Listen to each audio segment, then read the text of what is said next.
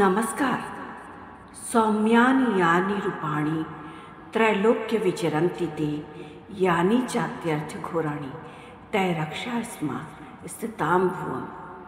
तीनों लोक में विचरण करने वाली माँ भवानी की नवरात्रि में कलश स्थापना सबसे पहले देवी देवताओं कुल देवी के आवाहन के बाद की जाती है। कलश स्थापना विधान बहुत तरीके से होता है, जिसमें कुछ इस तरह भी किया जाता है। मिट्टी की एक बड़े से गहरे बर्तन को साफ करके उसमें किनारे किनारे पर मिट्टी डालें। मिट्टी में कलश रखने के लिए बीच में थोड़ा गहरा करके जगह छोड़ दें और मिट्टी के पात्र में जो किनारे किनारे हमने मिट्टी डाली थी उसमें का बीज खड़ा करके बोएं। भक्ति से पूरित होकर बोए हुए ज्वार के बीज पर फिर ऊपर से मिट्टी का परत छिड़क दें। बीजों को खड़ी अवस्था में ही लगाना चाहिए। बीज में छोड़े हुए स्थान में कलश रखें, उसमें गंगा जल भर लें। उस जल में सुपारी, अक्षत, इत्र, साथ ही 9 सिक्का और 7 लौंग डाल लें। कलश में चारों तरफ से 9 आम के पत्ते साफ करके डालना चाहिए। रोरी को गुलाब जल में घोलकर स्वास्तिक बना ले कलश पर, और जिस पात्र में कलश है उसके किनारे पर आपने जो ज्वार के बीज लगा रखे हैं उस पर फिर से एक ऊपर से मिट्टी का परत डालकर उस पर गंगा जल छिड़क दें। आम के पत्ते को कलश में डालें और उसके ऊपर एक नारियल रख दें। नारियल को लाल चुन्नी से दुल्हन की तरह बना लें। नारियल को एक सिंदूर का तिलक लगाएं, उसको लाल गुड़हल का माला पहना दें। कलश के मुख पर मौली बांधते समय माँ से अपनी मनोकामना बोलकर तब मौली में गांठ लगाना चाहिए। इधर माँ की मूर्ति को लाल कपड़े पर स्थापित करके उन्हें लाल चुंदरी ओढ़ा दें। फिर एक पात्र में अखंड दीप स्थापित करें। दीप को पुष्प, अक्षत, नैवेद्य चढ़ाकर 3 बार प्रदक्षिणा करें। माँ को भी धूप, दीप, पुष्प माला चढ़ाएं।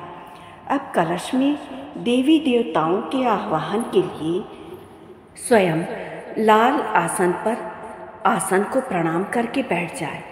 अगर आपको 9 दिन में चंडी पाठ करना है तो पाठ में शास्त्रीय नियमों के साथ सात्विकता को निभाना बहुत जरूरी है। पुस्तक को लाल आसन पर स्थापित करके उसको भी पुष्प, धूप, दीप, नैवेद्य चढ़ाएं और 3 बार पुस्तक की भी प्रदक्षिणा कर लें। अब मंत्र से कलश में देवी आह्वान करना चाहिए। कलशस्य मुखे विष्णु, कंठे रुद्र समाश्रिता, मूलः तस्य स्थिते ब्रह्मा, मध्ये मातृगण समाश्रिता। इस मंत्र का अर्थ है कलश के मुख पर विष्णु, कंठ में रुद्र, मूल में ब्रह्मा और मध्य में ही माता, आप अपने गणों के साथ निवास करिए। अब अखंड दीप प्रज्वलित कर लें। नवरात्रि में अष्टमी तिथि देवी भगवती गौरी की तिथि है और 9वीं तिथि सिद्धिदात्री, सौभाग्य और सिद्धि का। लगभग 70% लोग तो ये कहते हैं कि मैं नवरात्रि का व्रत कर रहा हूँ या कर रही हूँ, लेकिन घोर अज्ञानतावश वो लोग या तो अष्टमी को भोजन कर लेते हैं या 9वीं तिथि को, जो कि दोनों ही गलत है। उन्हें व्रत का फल नहीं मिलता है। इस भूल से पूरे नवरात्रि के व्रत का खंडन हो जाता है। देवी के 9 स्वरूप का 9 दिन उपासना और 9वें दिन हर दिन के तप की सिद्धि का प्रसाद, सिद्धिदात्री का दिन है। वो हवन वगैरह संपन्न करके व्रत का पारण हमेशा 10वीं तिथि को ही करना चाहिए और फिर एकादशी को फिर से व्रत करना चाहिए। 9वीं तिथि सौभाग्य का सूचक है। 9 दिन आदि शक्ति भवानी की आराधना बिना कन्या पूजन के संपूर्ण नहीं होती है। अब यहाँ यह भी समझना है कि जो लोग कलश स्थापना करके 9 दिवस उपासना करते हैं, वह लोग नौमी तिथि को पूरी, हलवा, चना, बताशा, पुआ, माँ को भोग समर्पित करते हैं और 10 साल से नीचे की उम्र की बच्चियों को शुद्ध आसन पर बैठाकर उन्हें रोरी, अक्षत का तिलक लगाकर भोग अर्पण करते हैं। अगर किसी कारण से कन्या नहीं मिल पाए तो 5 कन्याओं का प्रसाद प्लेट में निकालकर माता को आवाहन करके भोग लगाएं, फिर प्रदक्षिणा करके गाय को खिला दें। गाय माता के अंदर 33 कोटि देवता का वास होता है, इसीलिए उनको खिलाने का फल कन्या पूजन के समान ही मिलता है।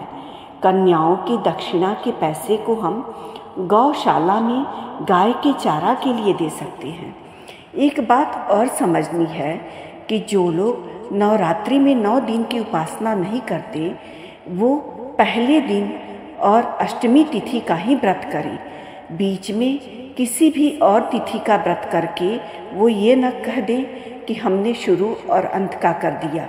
नहीं, जो लोग पहली और आखिरी तिथि को व्रत करते हैं, वो केवल प्रथमा और अष्टमी तिथि का ही व्रत करें। इस तरह से नवरात्रि में 9 दिनों माँ की आराधना करनी चाहिए। माँ की आराधना के साथ ध्यान रहे कि घर में जितनी भी स्त्रियां हैं, उन सबका सम्मान होना चाहिए। यत्र नार्यस्तु पूज्यन्ते रमन्ते तत्र देवता। जहाँ स्त्री का सम्मान होता है, शक्ति का सम्मान होता है, वहीं देवता निवास करते हैं, वहीं देवता निवास करते हैं।